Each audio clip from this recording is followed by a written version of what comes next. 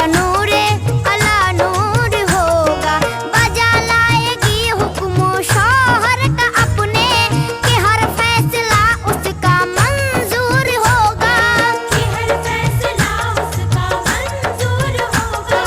कि हर फैसला उसका मंजूर होगा। खुदाई भी उसकी तरफदार होगी। खुदाई भी उसकी तरफदार होगी। खुदाई भी उसकी तरफदारी होगी। वो औरत ही जन्नत की हकदारी होगी। औरत ही जन्नत की हकदार होगी।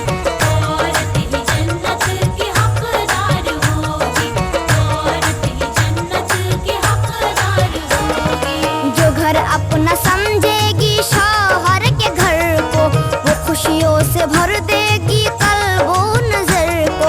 जो शौहर की चाहत को समझेगी दौलत, हिकारत से देखेगी माल और जर को। हिकारत से देखेगी माल और जर को।